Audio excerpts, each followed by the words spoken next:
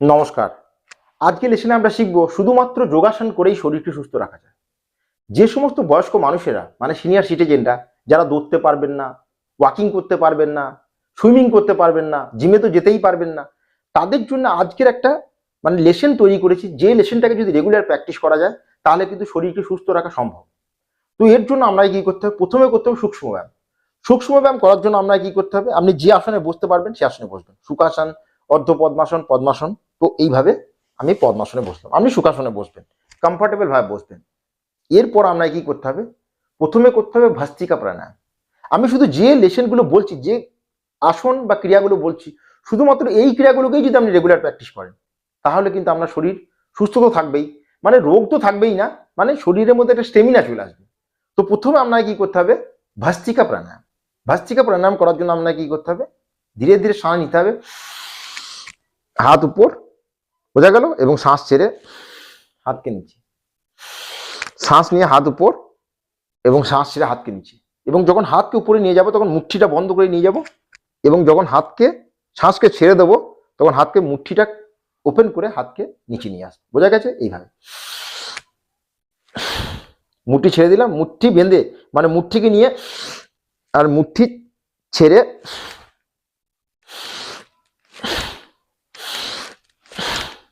এটাকে আপনি 5 মিনিট আপনি দেখবেন, আপনি করার সাথে সাথেই কিন্তু আপনার শরীরে কিন্তু পাসিনা মানে ঘাম আসতে শুরু করবে।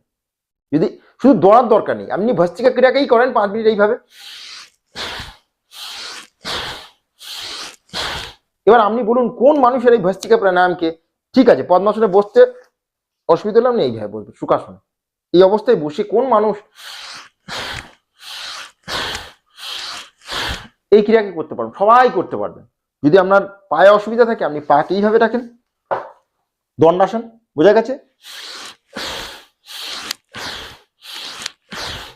সবাই এই ক্রিয়াকে করতে পারবেন, এই যে ভস্ত্রিকা প্রাণায়াম।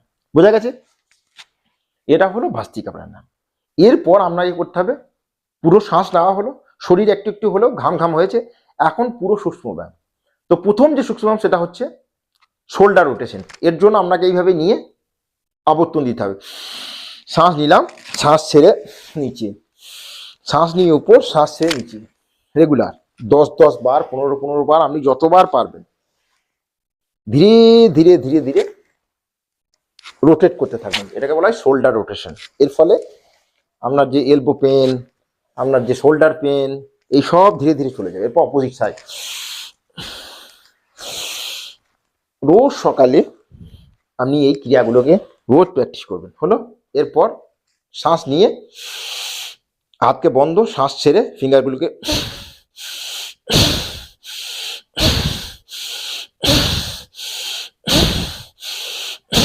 5-5, 10-10 বার। আপনার যে ফিঙ্গারে যদি কোনো জয়েন্টে প্রবলেম থাকে, যে জয়েন্ট পেন হতে থাকে, আপনার যে ব্লাড ফ্লো তীব্রতা, আপনার স্কিনের কোনো প্রবলেম থাকলে সমস্ত প্রবলেম দূর হবে। আপনার যে রিস্টে কোনো পেন হলে, মানে যে রিস্ট রোটেশন করবে এইভাবে এইভাবে ধীরে ধীরে শ্বাস নিতে থাকবো, ধীরে ধীরে শ্বাসকে ছাড়তে থাকবো এইভাবে। বোঝা গেছে? এটা হলো রিস্টের, শোল্ডারের। এরপর এইভাবে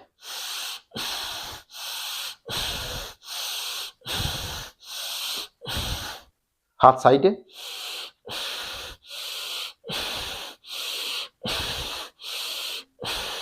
রেগুলার। আপনার বয়স 70 হোক, 75 হোক, 60 হোক, দৌড়তে পারছেন না, আপনি ওয়াকিং করতে পারছেন না, আপনি সাইক্লিং করতে পারছেন না, কিন্তু বসে বসে এই সূক্ষ্ম ব্যায়ামগুলোকে আরামসে করা যায়, কোনো অসুবিধা নেই। আপনি দরকার হলে আপনি আমার সামনে বসে বসে এই আসনগুলোকে করতে পারেন। ক্লিয়ার? বোঝা গেছে? এরপর হচ্ছে নেক রোটেশন।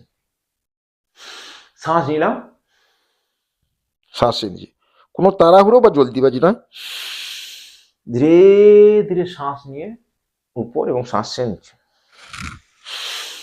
ধীরে এই কাঁধার বা শোল্ডারে কোনো নড়াচড়া হবে না, শোল্ডার বা শরীর কিন্তু থাকবে স্ট্রেট, শুধু গর্দানটা এইভাবে ঘুরতে। আমরা যে ঘাড়ের যে ব্যথা, যে নেক পেন, সব ধীরে ধীরে ধীরে ধীরে চলে যাবে। অপোজিট সাইড, শ্বাস ছেড়ে নিচে, শ্বাস রেগুলার 3-3, 5-5 রেগুলার। বোঝা গেছে? এরপর আপনাকে করতে হবে তিতলি পোজ বা বাটারফ্লাই, তিতলি আসন বা বাটারফ্লাই পোজ। এর জন্য এই দুটো পাকে একত্রিত করে হলো ফিঙ্গার ইন্টারলক করে এইভাবে ধরে প্রথম দিকে আপনার উঠে থাকবে হয়তো এবং পাও হয়তো দূরে থাকবে, তো অসুবিধা নেই, এইভাবেই থাকুক। রেগুলার প্র্যাকটিসের ফলে এই পা ক্লোজে আসতে থাকবে এবং এইভাবে পাও গ্রাউন্ডে স্পর্শ হবে, মানে হাঁটুর যে এরিয়া, এবং আপনি এইভাবে মেরুদণ্ডকে স্ট্রেট করে এইভাবে আরামসে বসতে পারবেন, কিন্তু রেগুলার প্র্যাকটিস করতে হবে। এটা হলো বাদ্যাকনাসন। এটা প্রত্যেক 50-র উপরে পুরুষ মানুষকে অবশ্যই করতে হবে। মহিলাদের জন্য খুবই গুরুত্বপূর্ণ আসন। এইভাবে বসলে কি হয়, প্রোস্টেটের সমস্যা, কিডনির সমস্যা, পিসিওডি, পিসিওএস যত সমস্যা থাকুক, মানে পেলভিক ফ্লোর সম্বন্ধিত কোনো সমস্যা কিন্তু এই আসন কিন্তু কিওর করতে সক্ষম। এটাকে বলা হয় বাদ্যাকনাসন। এখন কি করব, ধীরে ধীরে এটাকে ঝাঁকুনি দেবো, যেমন করে বাটারফ্লাই মানে তিতলিরা এইভাবে ঝাঁকুনি দেয় পাখনাটাকে, সেই জন্য এর নাম হচ্ছে তিতলি আসন। এর ফলে আপনার পেলভিক ফ্লোরের যে মাসলস সেগুলো স্ট্রং হতে থাকবে। এর ফলে আপনার যে ঘন ঘন পেচ্ছাপের সমস্যা, যে ইউটিআই মানে ইউরিনারি ট্র্যাক ইনফেকশন, এই সমস্ত সমস্যা, আপনার যে পিসিওডি সমস্যা, পিসিওএসের সেই সমস্যা, বয়স্কের ফলে পোস্টেড গ্ল্যান্ডে যে সাইজ বাড়তে থাকে, এই সমস্ত কিছু কিওর হবে শুধুমাত্র এই তিতলি আসন বা বাটারফ্লাই পোজকে করে। তো রেগুলার আপনি এই শেক করতে থাকবেন 30 to 50 টাইমস। বোঝা গেল? এইভাবে শ্বাস নিয়ে মেরুদণ্ডকে স্ট্রেট করে এখানে হোল্ড করতে হবে, এটাকে বলা হয় বাদ্যাকনাসন। বোঝা গেল? এরপর আপনাকে যেটা করতে হবে সেটা হচ্ছে কপালভাতি ক্রিয়া। এর জন্য আপনাকে পদ্মাসনে বসতে হবে। পদ্মাসনে বসতে না পারলে আপনি সুখাসন আগে শিখেছি, মানে কমফর্টেবল পোজে বসবেন যদি পদ্মাসনে বসতে না পারেন। কিন্তু পদ্মাসন খুবই সোজা আসন, যদি রেগুলার প্র্যাকটিস করা যায় তো আরামসে বসা সম্ভব। এরপর জ্ঞান মুদ্রা বা চিন মুদ্রায় হাতকে এইভাবে রেখে, এইভাবে নয়, এইভাবে রিল্যাক্স এবং কমফর্টেবল এইভাবে রেখে প্রত্যেক সেকেন্ডে একটা করে স্ট্রোক আপনাকে দিতে হবে। এবং এই ক্রিয়াকে, এই কপালভাতি ক্রিয়াকে শুধুমাত্র যদি 5 মিনিট আপনি করেন রেগুলার, তাহলেই আপনার শরীরের বিভিন্ন ধরনের যে সমস্যা, সেটা প্রোস্টেট সম্বন্ধী সমস্যা হতে পারে, কিডনি সম্বন্ধী সমস্যা হতে পারে, আপনার গ্যাস, ইনডাইজেশন, ব্লোটিং, আপনার ডায়াবেটিস, আপনার থাইরয়েড, যে প্রবলেমই থাকুক, সমস্ত প্রবলেম শুধু এই কপালভাতি ক্রিয়া দিয়েই খতম হবে।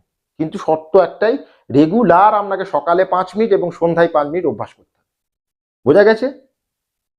এবার আপনার যদি পেট সম্পূর্ণরূপে পরিষ্কার না হয়, তাহলে আপনাকে আপান বায়ু মুদ্রাতে কপালভাতি করতে হবে। আপান বায়ু মুদ্রা আপনি ছবিতে দেখে নেবেন। আজকে যেটা শিখছি সেটা হচ্ছে জ্ঞান মুদ্রা বা চিন মুদ্রায়। এবার আমরা যদি পেট সকালে সম্পূর্ণরূপে ক্লিয়ার না হয়, তাহলে আপনি এই আপান বায়ু মুদ্রাতে, এই ছবিতে দেখানো হলো, এইভাবে কপালভাতি ক্রিয়াকে করবেন। তো এখন জ্ঞান মুদ্রা বা চিন মুদ্রা, মেরুদণ্ড স্ট্রেট, প্রত্যেক সেকেন্ডে একটি করে স্ট্রোক, মানে হচ্ছে ধিমি গতি। কপালভাতি ক্রিয়া 3টি গতি, একটা হচ্ছে ধিমি গতি মানে সেকেন্ডে একটা স্ট্রোক, মধ্যম গতি মানে সেকেন্ডে 2টো স্ট্রোক, এবং তীব্র গতি মানে সেকেন্ডে 3টে স্ট্রোক। তো আজকের যে গতি সেটা হচ্ছে ধিমি গতি, মানে সেকেন্ডে একটা স্ট্রোক। এইভাবে বসলাম, এবার ধীরে ধীরে স্ট্রোক দিতে থাকবো।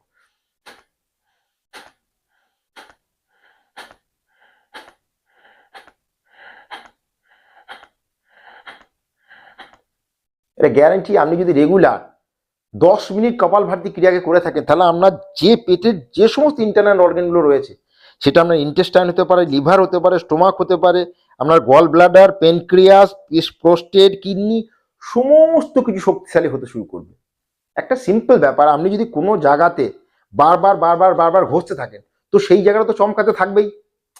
মানে একটা মেটাল, আপনি লোহাকেই যদি ঘষতে থাকেন, তাহলে সেই লোহা হলেও সে কিন্তু একদিন একদিন চমকাতে শুরু করবে।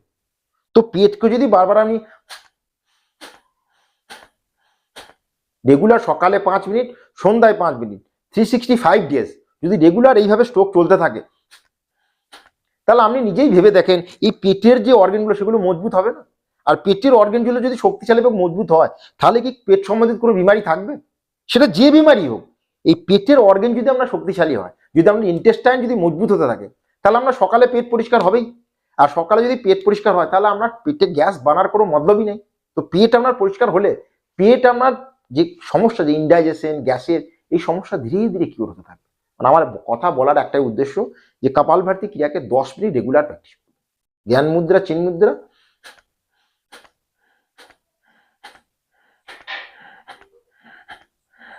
দরকার হলে চোখ বন্ধ করে রাখবেন। তো বোঝা গেল ভাস্ত্রিকা প্রাণায়াম, সূক্ষ্ম ব্যায়াম, বাদ্যাকনাসন, তিতলি আসন এবং কপালভাতি ক্রিয়া। এটাকে আপনি রেগুলার এখন 15 দিন আপনি সকাল এবং সন্ধ্যায় প্র্যাকটিস করুন এবং কিছু নিয়ম মেনে চলতে হবে আপনার। সকালে উঠে আপনাকে 2 গ্লাস থেকে যতটা আপনি পারবেন 1 গ্লাস থেকে শুরু করবেন, 1 গ্লাস গুনগুনা গরম জল খাবেন। তারপর শৌচাদি ক্রিয়া কমপ্লিট হলো। তারপর আপনাকে করতে হবে এই যে লেসনটা শেখা হলো এই লেসনটা রেগুলার। আপনাকে খাবারের প্রতি কিছুটা ধ্যান রাখতে হবে, যেমন স্যালাড খেতে হবে। সেটা ক্ষীরা হতে পারে, টমাটার হতে পারে, মূলি হতে পারে, চুকুন্দর মানে বিট হতে পারে। আপনাকে কিছুটা হলেও স্যালাড খেতে হবে। স্যালাডে থাকে রাফেজ, মানে বেশি পরিমাণ রাফেজ যদি পেটের মধ্যে যায় তাহলে সকালে পেটটা সম্পূর্ণরূপে ক্লিয়ার হবে এবং হজম করতেও সাহায্য করবে। তো রাফেজযুক্ত আহার বেশি নিতে হবে। খাবার পর জল খাওয়া চলবে না। খাবার কমসে কম 1 ঘন্টা পর্যন্ত আপনাকে জল খাওয়া চলবে না এবং খাবার ঠিক একইভাবে আধা ঘন্টা আগে জল খাওয়া চলবে না। মানে খাবার আধা ঘন্টা আগে এবং খাবার 1 ঘন্টা পর আপনাকে জল গ্রহণ করতে হবে। রাত্রে তাড়াতাড়ি ডিনারকে কমপ্লিট করতে হবে, মানে 7টার আগে আপনার ডিনারকে কমপ্লিট করতে হবে এবং সম্ভব হলে খাবার পর আপনাকে বজ্রাসনে বসতে হবে যদি সম্ভব হয়। যদি নিতে কোনো সমস্যা না থাকে যে বজ্রাসনে বসতে কেন, যদি নিতে প্রবলেম হয় তাহলে বসার দরকার নেই, আপনি ওয়াকিং করবেন 200 স্টেপ। ডক্টরের যে রুল, আপনি যদি বজ্রাসনে বসতে না পারেন তাহলে 200 স্টেপ মানে 200 কদম আপনি চলবেন খাবার পর। আপনার যে বাড়িয়াত মানে যে লার্জ ইন্টেস্টাইন থাকে ওখানে মুভমেন্ট ভালো হবে, যে পেরিস্টালটিক মুভমেন্ট বলা হয় ওই মুভমেন্ট ভালো হবে। এর ফলে আপনার সকালে শৌচ কমপ্লিটলি কিওর হবে। তো সিম্পল কিন্তু খুবই সূক্ষ্ম যদি মেনে আপনি চলেন, শরীরকে সুস্থ রাখার যে নিয়ম সেটা যদি মেনে চলা যায় তাহলে শরীর কিন্তু সুস্থ হতে বাধ্য। প্রথম কথা হচ্ছে শরীরে কোনো রোগ থাকলে সেটা কিওর হতে শুরু করবে।